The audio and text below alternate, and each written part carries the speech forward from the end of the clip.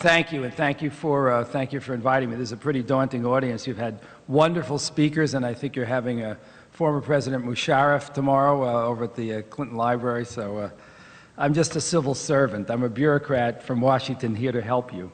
So you'll thank you. That's a joke. I'm very pleased to be here. I'm here because of Maria Haley, with whom I worked in the Clinton administration. A great loss to all of us, I know. Last spring, we were at a conference together, and she said, "Would you be willing to come to Little Rock to speak at the Governor's Quality Award this evening?" And I said, "I'd be honored to do so." And I was embarrassed to tell her that I'd never been to Arkansas. It's the only state I hadn't been to. And John Allen, who's your wonderful head of the Arkansas Science and Technology Authority, is here. And he's been threatening to invite me for years, and we finally had an opportunity. So I'm really pleased to be here. Of course, I know all about Arkansas from my work with the Clinton administration, which is, I guess, the reason that part of the reason that Maria wanted me to join you. But for the students, and this is not in my clicker works like this, right? Not in my on my traditional biography. I taught at the Feld Center of Government at the University of Pennsylvania, which is a sister organization to the Clinton School, and at Yale's Institution for Social and Policy Studies, which was the predecessor to their School of Public and Private Management. And these are peer institutions for the Clinton School. What's also not on my bio is something that I'm very proud of. I was a Peace Corps volunteer. Are there any former Peace Corps volunteers in the room? Anybody who served in the Peace Corps or overseas in voluntary organizations? Well, I was a Peace Corps volunteer in Colombia, South America, during rural community development. And so that really started me on my career in public service. And so for that reason, too, I'm very pleased to be at the Clinton School for Public Service.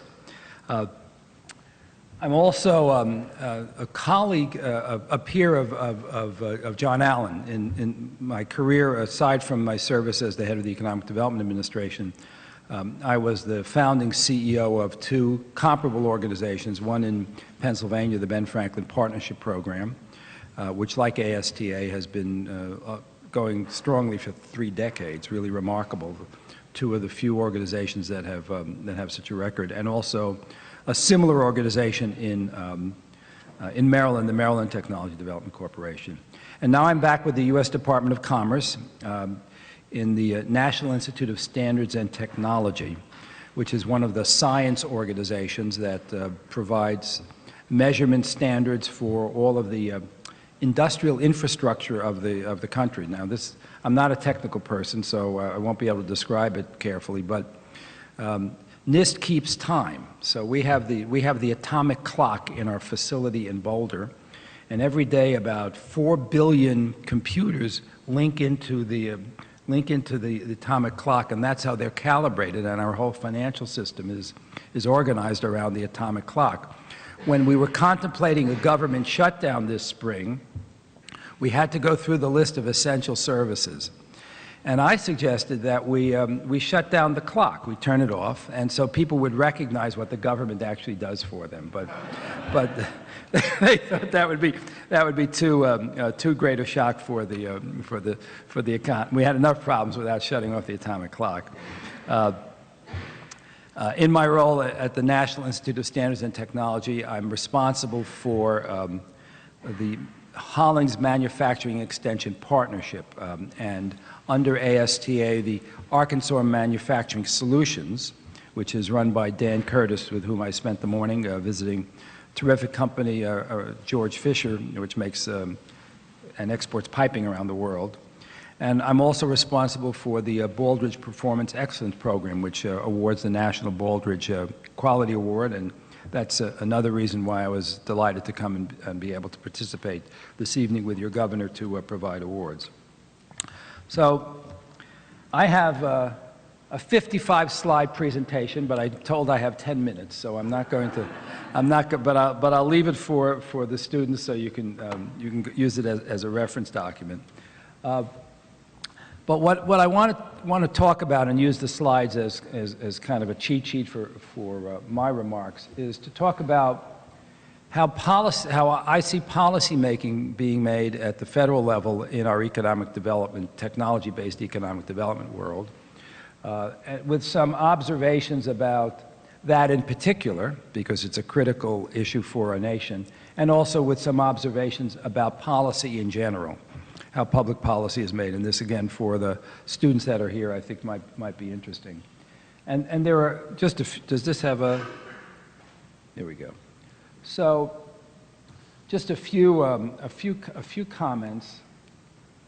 First, this administration and the President have really identified innovation, that is the explicit linkage of science and technology, research and development, to economic development, to competitiveness, productivity, and economic growth. And this is really quite unusual. This is from the President's State of the Union message. And it's really the strongest statement of that kind of that central principle to our economic development strategy. What's also interesting is that it's not just a national strategy, but it's regionally focused. So there is a recognition that increasingly that innovation and manufacturing is organized in regional clusters. This is work that's been, research that's been undertaken for 20 years, and actually goes back a century to some of the 19th century economists, but only recently has it become recognized at the national level. Now, states have been using regional economic cluster strategies for decades. We also call it industrial policy at the state level. States pick winners and losers. Hopefully they pick more winners than losers, but this is very accepted in terms of the national tech-based economic development model.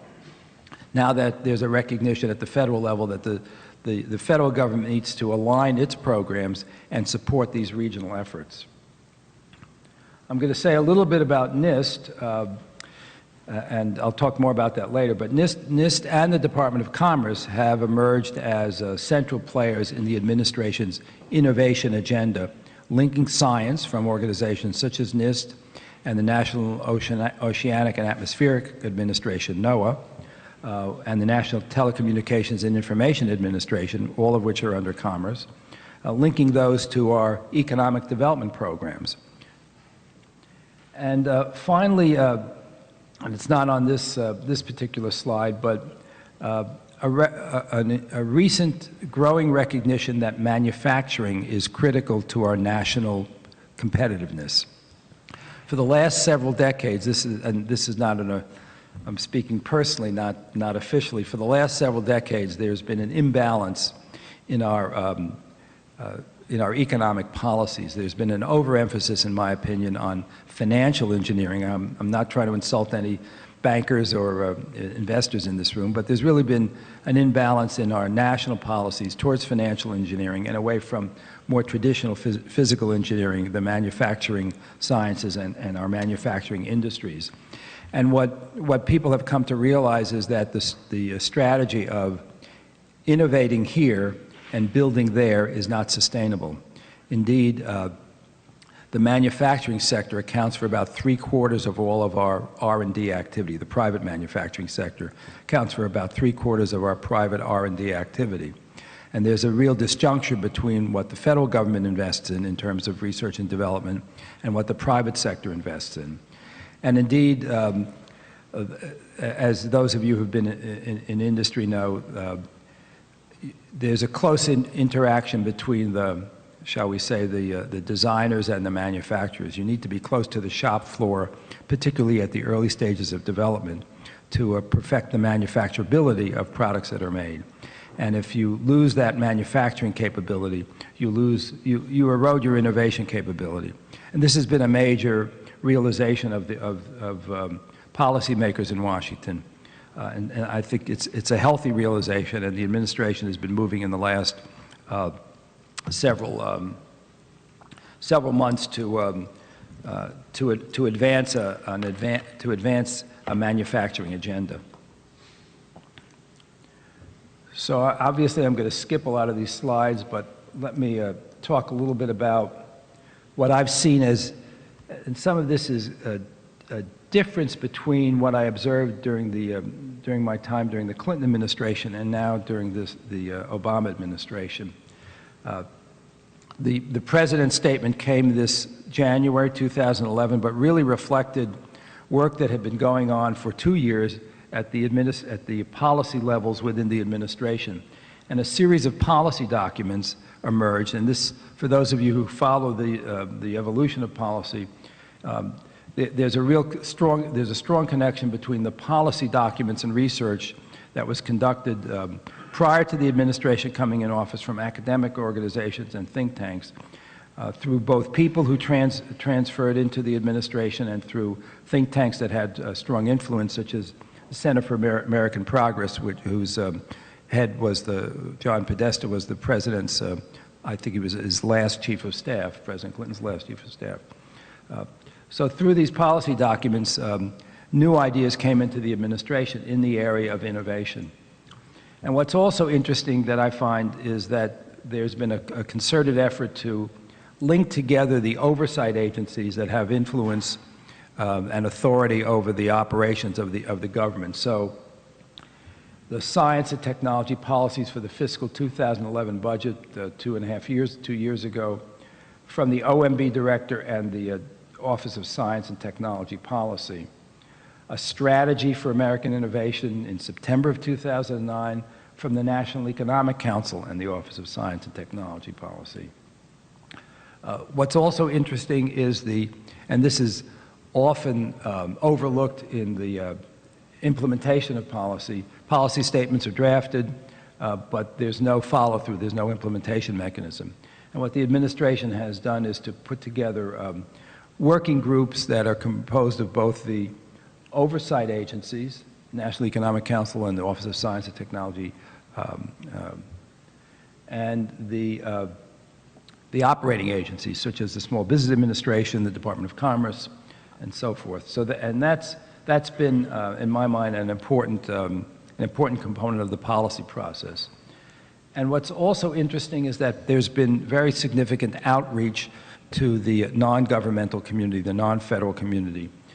This is an example of a focus on commercialization of university research. And so those two organizations issued a request for information and then held a series of regional meetings around the country. And this is a model that has been followed by the administration in terms of bringing input from the non-federal level into the government. And another vehicle has been the use of advisory committees, both informal and formal federal advisory committees. So this is an example of academic participation in Department of Commerce advisory councils. This is, NIST has a visiting committee on advanced technology. It's our outside peer review group. And as you see, it has very senior people from universities, including the president of Indiana University. Department of Commerce has an innovation advisory board. Jim Clemens is the president of West Virginia University. Rebecca Henderson from the Harvard Business School. Stephen Tang from Philadelphia's University City Science Center, which is a consortia of university.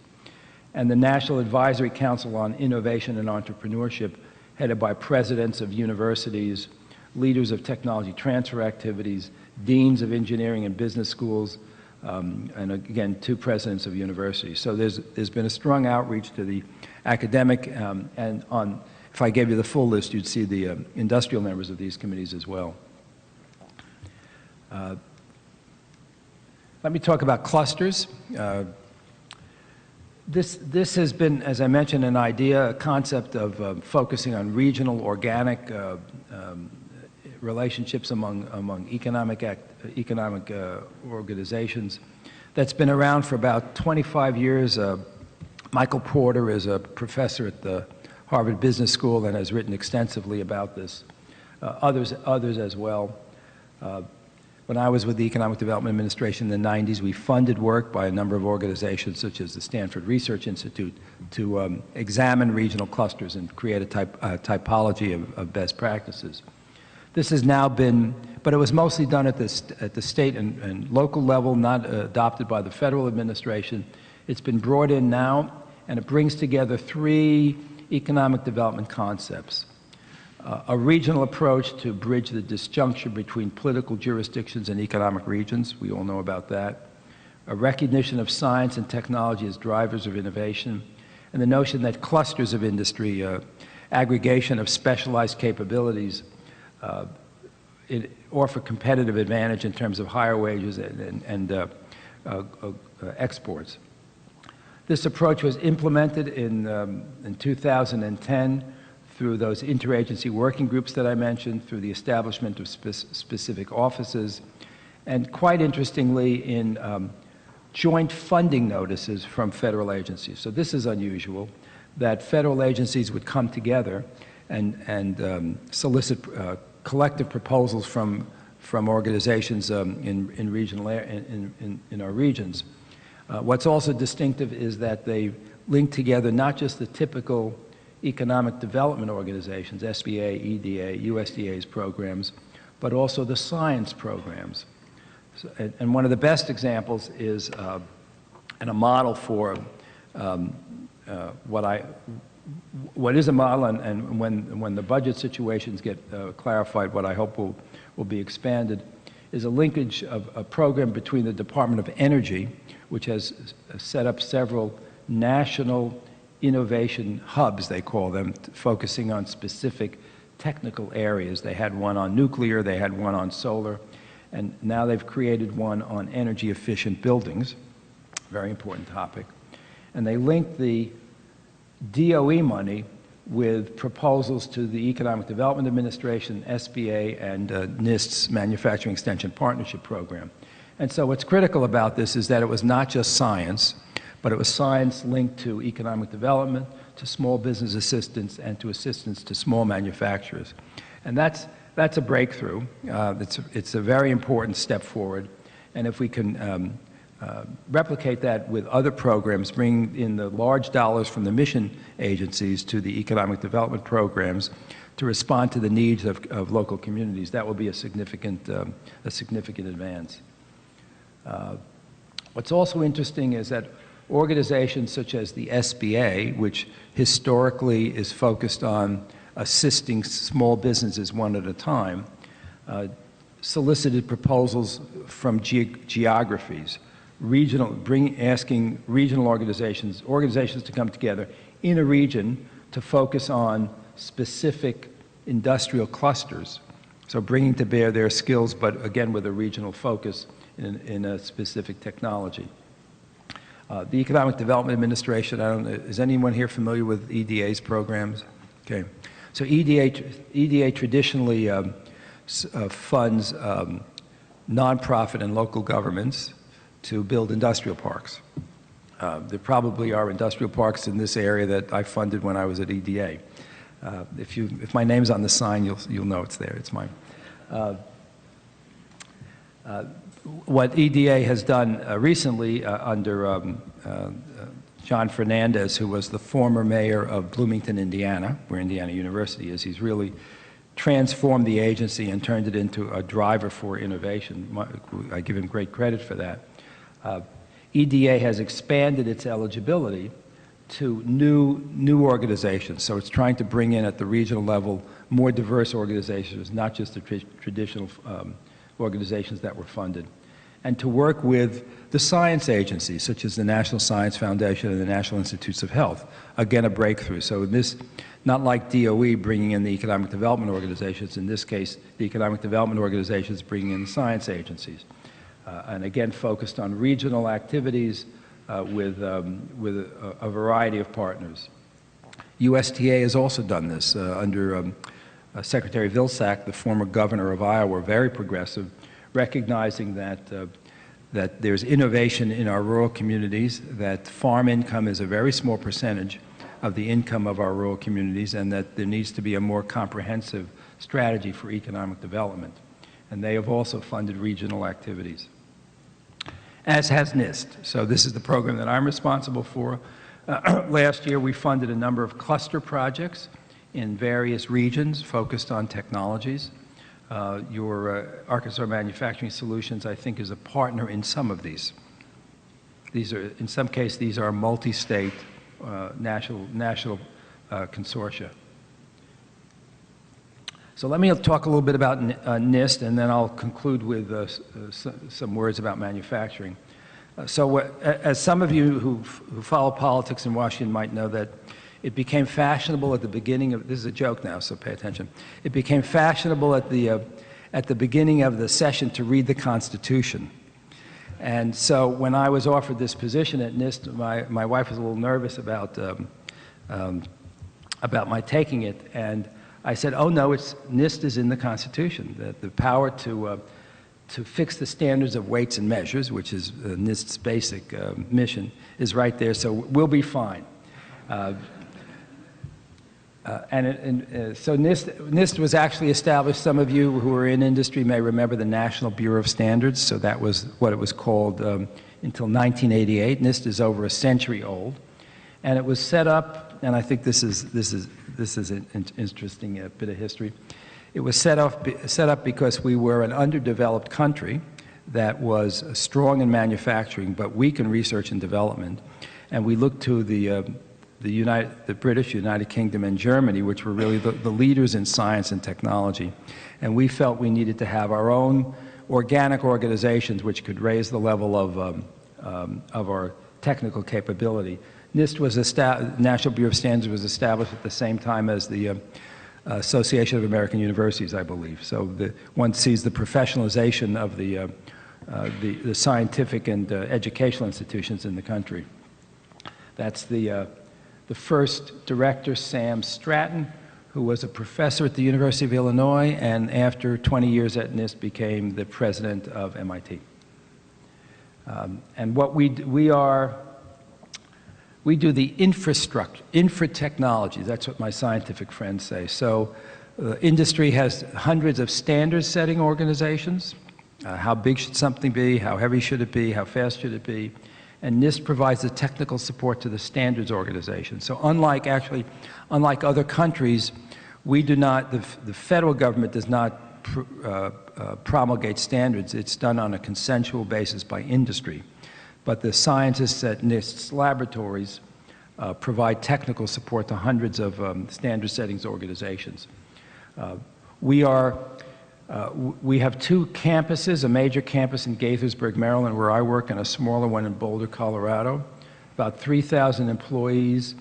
Very interestingly, 2,600 associates and facility users. So these are scientists who come from industry and academia and work side by side with NIST scientists. So last week, the Nobel Prize in Chemistry was awarded to an Israeli scientist, and in 1982, he conducted the research while a visiting visiting researcher at NIST.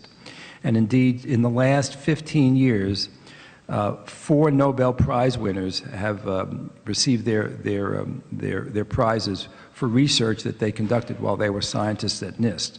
So this is a very important component of the work that the organization does, because it works in close collaboration with peers in science peers in industry and academia, which represents, along with the federal labs, represents the community, the international community of science. We have in our MEP centers, our manufacturing partnership centers, I'll have a slide on that in a minute, 1,600 field staff. They're not federal employees. In this case, I think they're probably employees in Arkansas of the University of Arkansas. And we have a number of joint institutes with universities. Let me skip this. Let me skip that.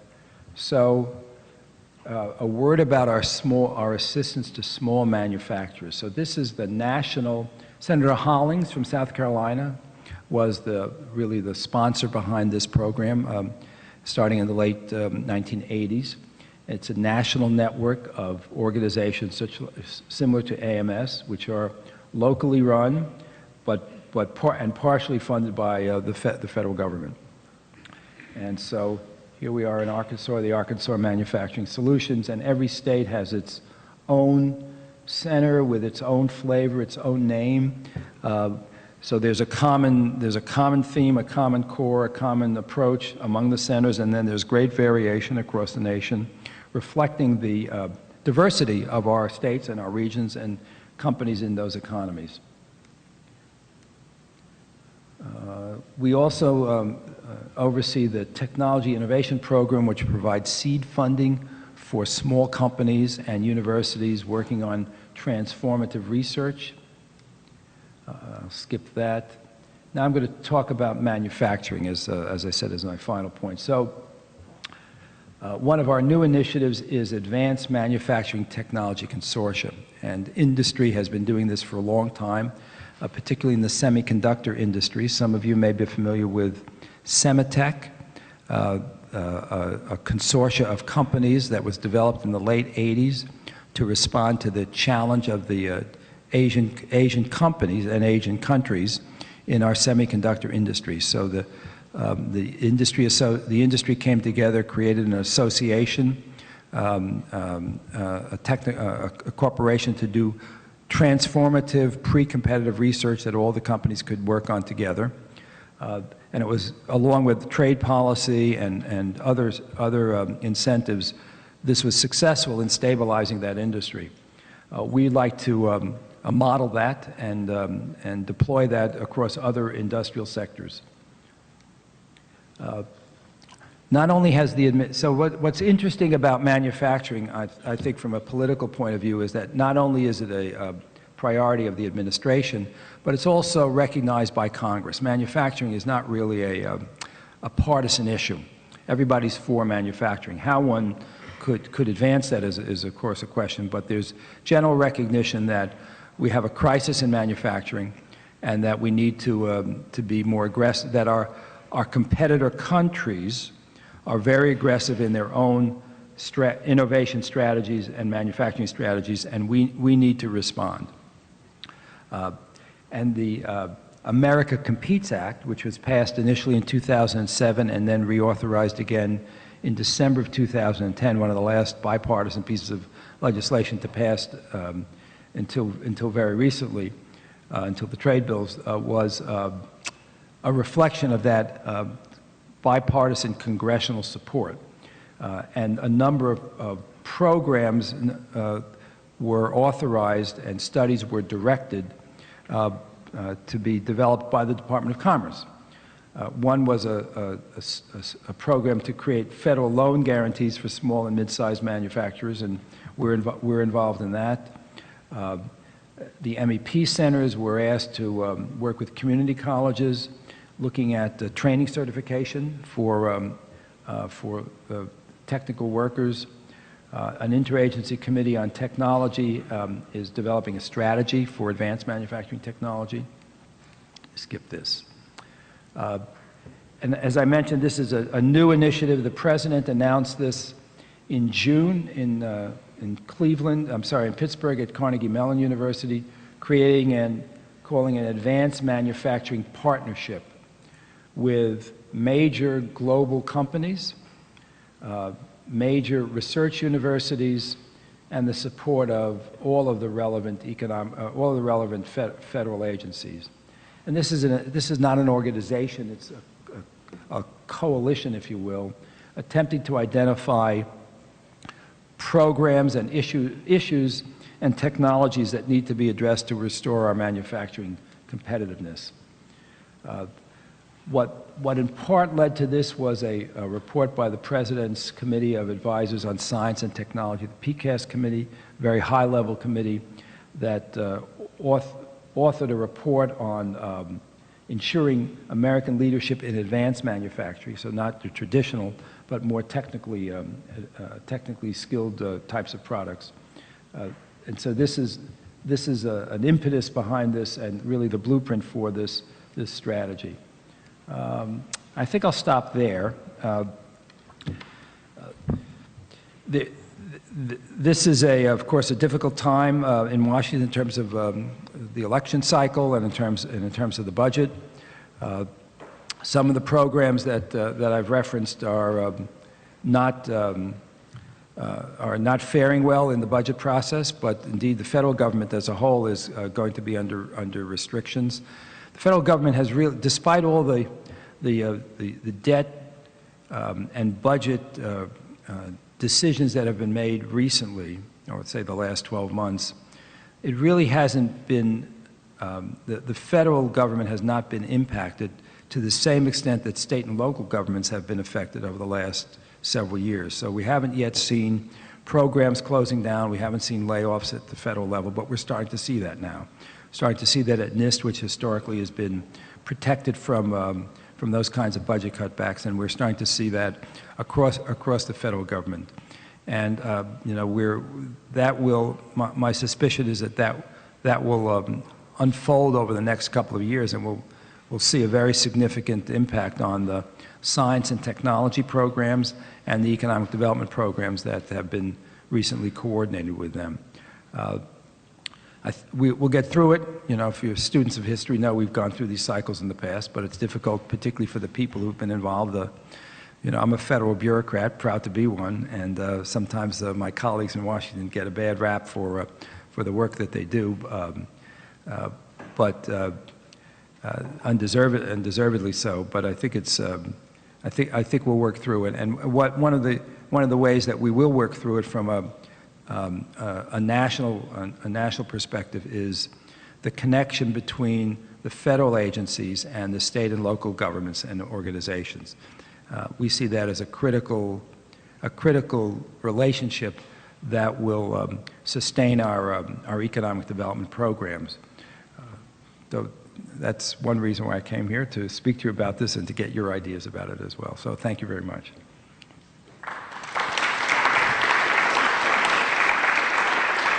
And so, questions, rebuttals, criticism, go back to Washington. We'll get a microphone to you. Here you go.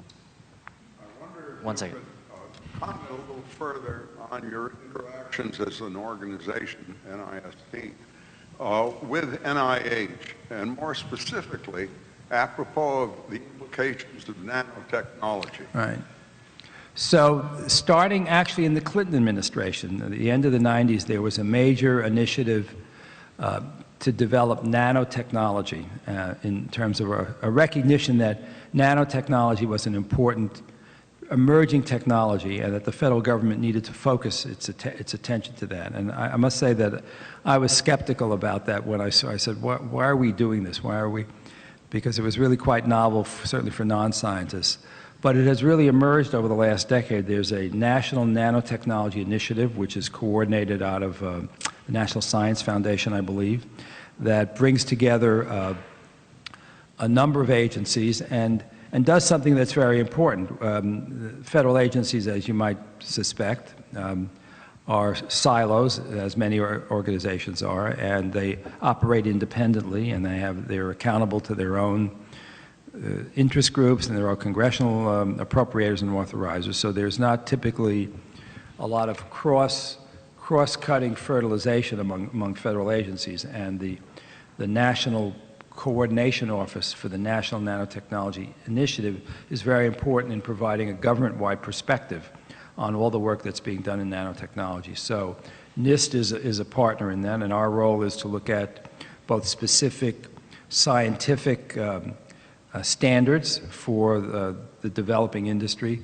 We also, and it was on a slide that I skipped, we've just created a nano fabrication facility where companies where companies and universities can come and take advantage of, you know, the hundreds of millions of dollars of specialized equipment that has been built into that facility at a very reduced rate. So we're fulfilling a basic function of the federal government, which is to provide access to publicly funded capabilities for organizations that want to advance that science.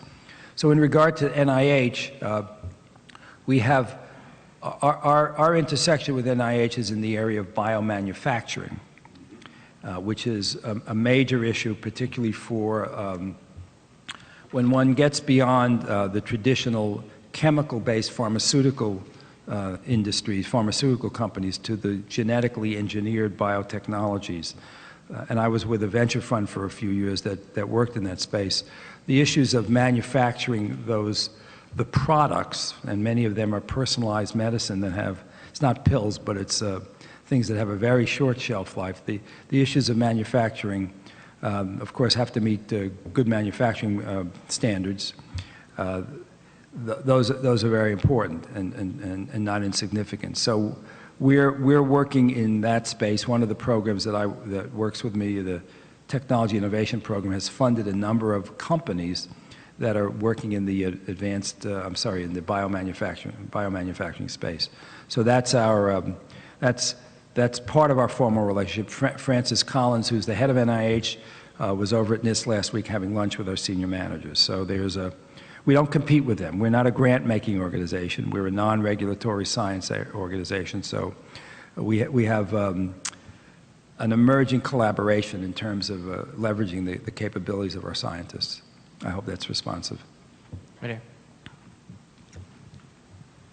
Would you talk just a little bit about the implications of the recent U.S. patent law legislation? No.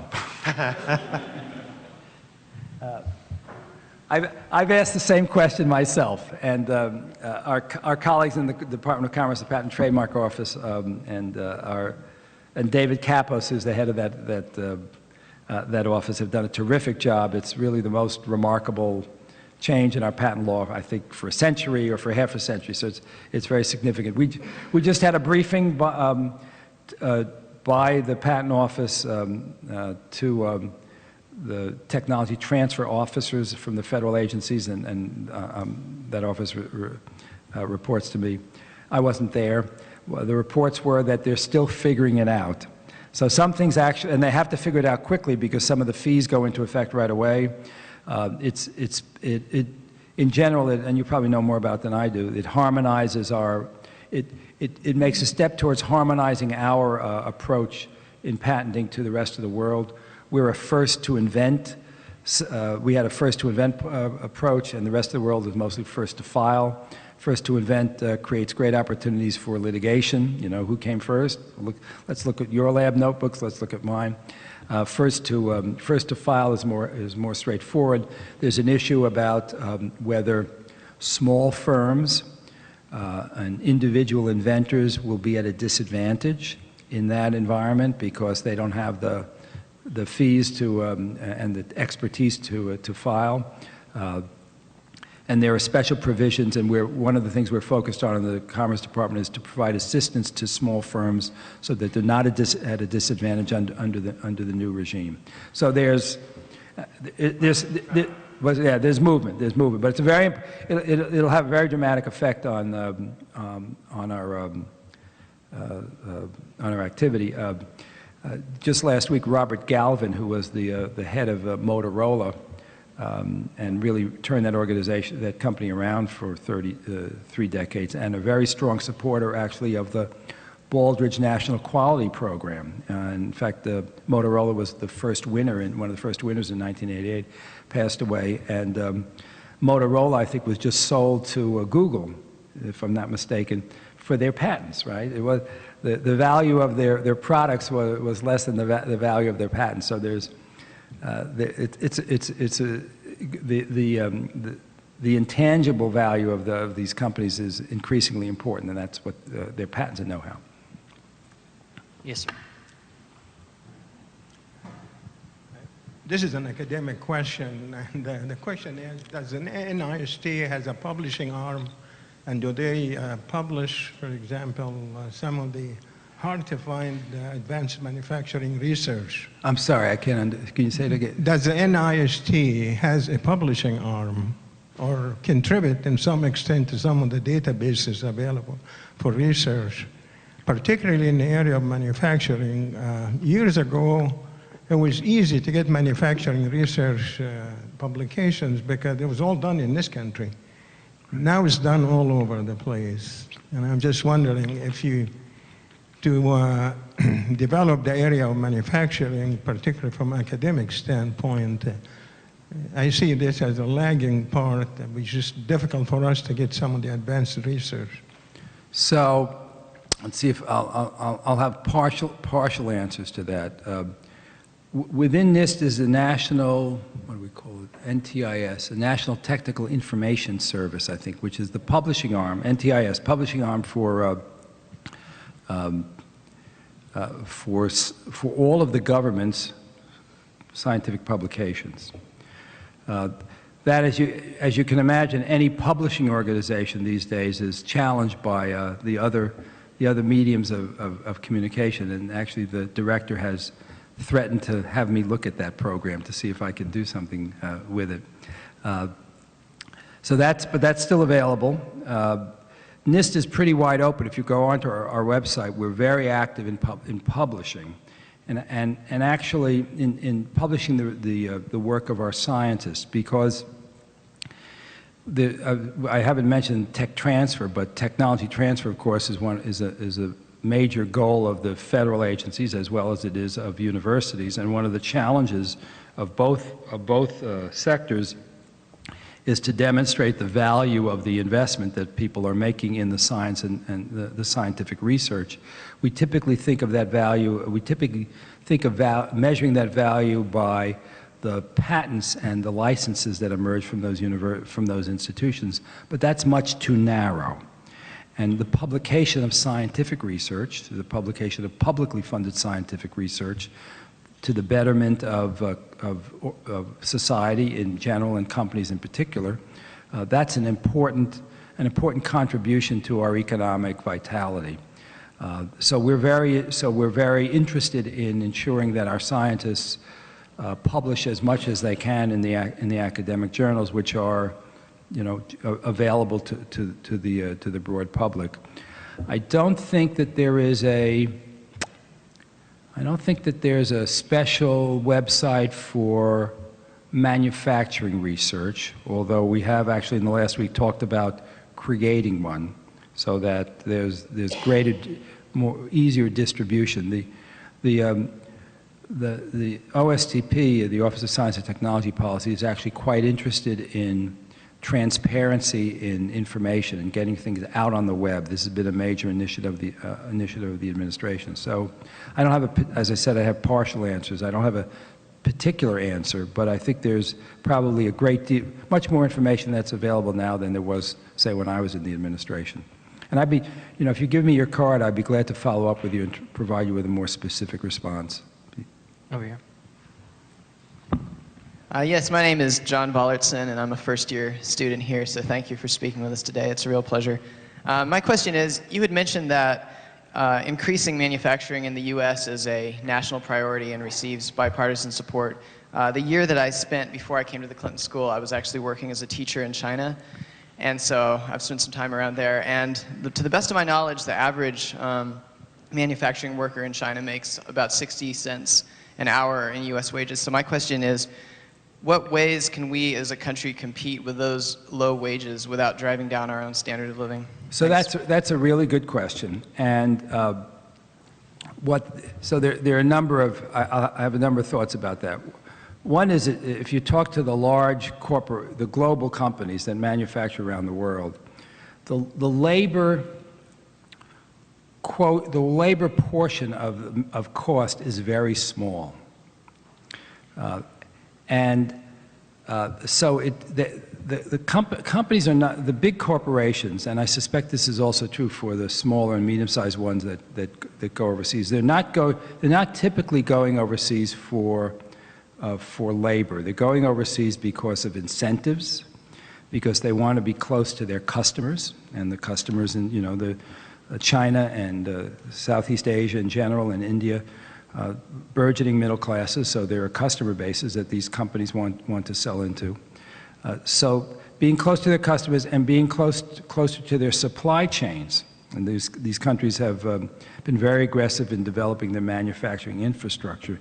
It turns out that that's as important a factor in location decisions as is the fact that overseas labor is cheaper. Now, on some things, that have a high labor quotient, we're not going to compete on. But of course, in the higher value products, the kinds of products that I saw George Fisher manufacturing today, we're very competitive because we're competitive on quality, and we're competitive on design.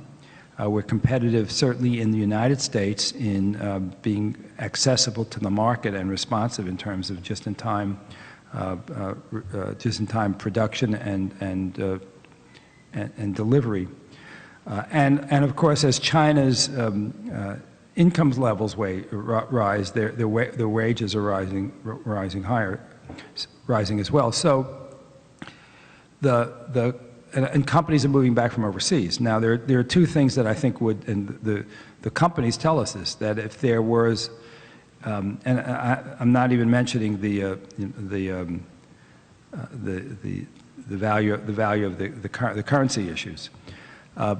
In order to restore our manufacturing competitiveness, we really need to focus on not only technology, which is what I've talked about, but we need to focus on our trade policy and our tax policy and our training, our educational policy. What these companies also tell us is that it's very hard there are probably 1 million manufacturing jobs that are unfilled in this country.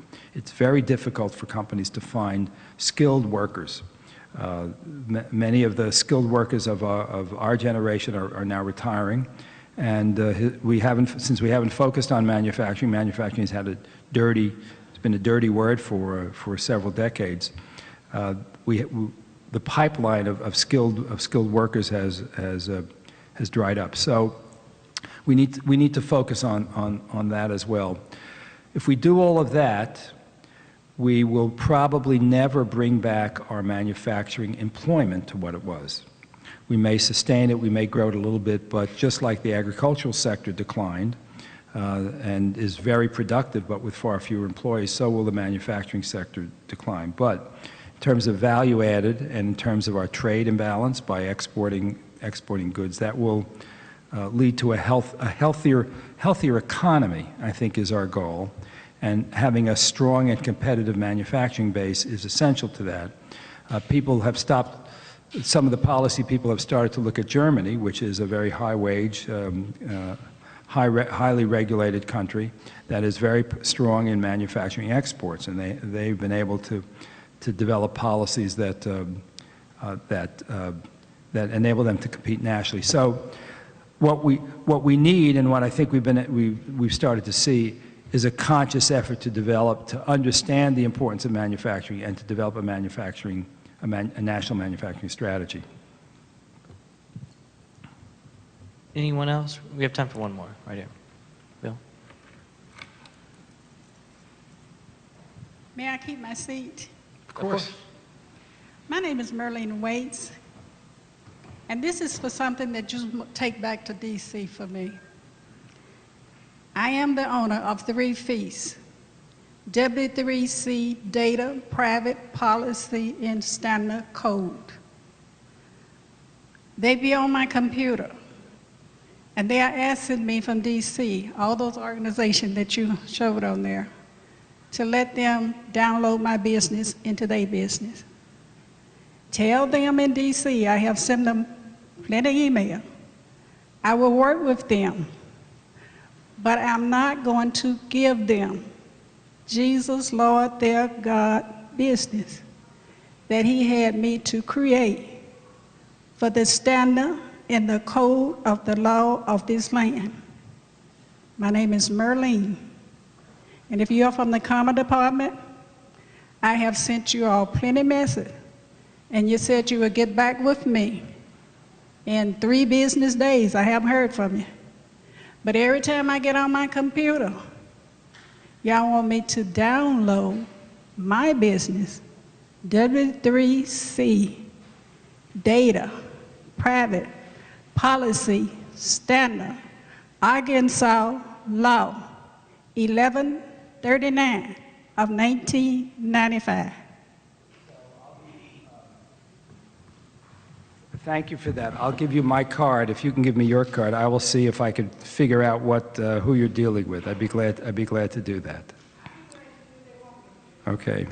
Thank you for your comment. Well, Dr. Singerman, thank you so much for making your first trip to Arkansas. Thanks to AEDC for helping us bring you here, and thank you all for coming. One thing to note, the President Musharraf event's Thursday, if you got kind of confused. sorry. So anyway, thank you again. We'll see you at the next one.